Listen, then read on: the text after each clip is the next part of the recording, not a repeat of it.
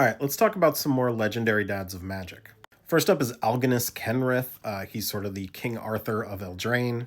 He has four children. The first two are the twins Will and Rowan, who are both former planeswalkers. Their biomom was an evil witch who ensorcelled Kenrith in order to have them and then sacrificed them for power, I guess. They were saved by their stepmom, Lyndon, who would go on to marry Kenrith and have two children, Hazel and Eric. General Kudro was the dictator of Drannith, the military tyrant. His daughter, Jarina, ends up taking over, and she is now the leader of Drannith. Although she's a lot nicer than he was, it's still a military dictatorship. Edgar Markov, the founder of vampirism on Innistrad, has a grandson. Not known how many other people are in their family, but Soren Markov is obviously the most important member. Odric, or Odric, I don't actually know how you're supposed to say this, he had a son who was killed by werewolves. Abuelo, it's in the name. Gishath, who is an avatar of the Threefold Sun, has a son himself in Itzquinth. Alrund, who was our Odin stand-in for Kaldheim, he has four children, three with his wife Cosima. That'd be Torolf, Bergi, and Kolvori.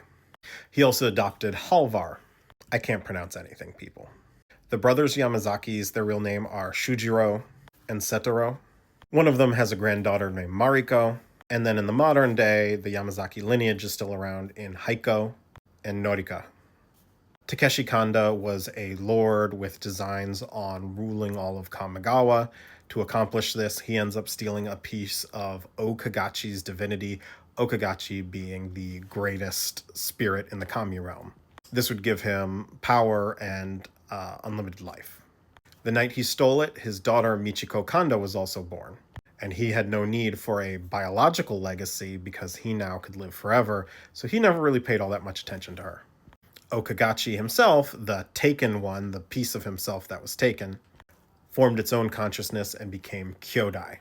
Together, Kyodai and Michiko ultimately defeat both of their fathers. And they end up forming a pact that continues to this day with the Emperor and Kyodai. Seshiro has a fair amount of snake kiddos. There's Sosuke and Sachi, but also more recently Kaseto. We don't know a ton else about Seshiro other than he was trained by human monks. Genku was the husband of Tamio. Together they had two biological children and they adopted two more. Their moonfolk children's names were Hiriko, their son, and Rumio, their daughter. They also adopted Nashi, who has become more of a prominent character in Magic. And then with Genku's card, we've seen they've adopted an unnamed Kitsune. We don't know their name yet. Kolfanar from Lorwyn had a sapling. Kolfanar was referred to as he, him, so we're using father here, even though gender with trees is weird. The daughter's name was the sapling of Kolfanar. She usually has she, her pronouns, although, again, she herself gets into she doesn't know how she feels about gender being applied to her because she's a tree. Chomano, who is sort of the himbo revolutionary leader on Mercadia. He marries one of the members of the Weatherlight crew, Orym, and together they have a daughter named Oris. Stark of Wrath sort of kickstarts the whole Weatherlight saga. He's a duplicitous sort of guy. You can get it from his card alone. But he's doing all of this to rescue his daughter, Takara. Gerard Vadsavo is the eventually one of the leaders of the Golgari before he is killed by Vraska. But when he was still alive and a much better person, he married a half-elf named Thon Zunic, who was a Ledev, one of the Wolf Riders of Selesnya. Together, they had a son named Mixel Savad Zunic. Mixel has sort of taken his father's original place. His father used to be the hunt master of the Devkarin, the elves of the Golgari, the Dark Elves. Mixel is now the hunt master for the Golgari.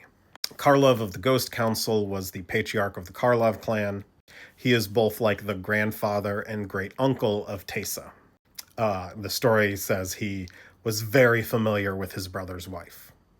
Voja, or Voya, because again, Slavic, the Jaws of the Conclave, has a son named Birakazir. Birakazir ends up being the mount for Thon Zunic, the half-elf from Selesnya I talked about before. When Yuma came to Thunder Junction, he found Kiri, the little baby infant plant folk, cactus folk, and has become sort of the lone wolf and cub father of Kiri. Aura had children who were killed by the Eldrazi. He saw Akiri, Zareth San, and I think Kaza, and felt like they felt similar to his children, so he joined their adventuring party to protect them. Teferi Akosa has one daughter. Her name is Nyambi. He had her with his wife Subira. He has a son-in-law named Denik, and Denik and Nyambi have 2 children. The youngest girl's name is Kekwia. The oldest boy's name is Mabutho, after Teferi's own grandfather. And Mabutho himself has a wife. No great-grandchildren yet, though. Thrun, the last troll on Mirrodin, ended up finding the fleshling Melira abandoned in the Tangle, took her in, raised her as his own, and ultimately saved the multiverse because Melira, her cure, became essential to Elspeth and Koth surviving, as well as purifying Karn and keeping the Mirrans alive for as long as they were, which in turn helped win the fight for New Phyrexia. Angrath has 2 daughters, Rumi and Jamira. However, due to being trapped on Ixalan for so long, they basically grew up without him. Crucius is also known as the Planeswalker Bolivar, one of Urza's 9 titans. He was a privateer when an old love interest comes back with a baby she didn't want, abandons her with Crucius, and Crucius immediately falls in love with this new daughter, Nynaeve. And he ends up going legit for her, except Nynaeve has a terminal illness. It is an incredibly sad story.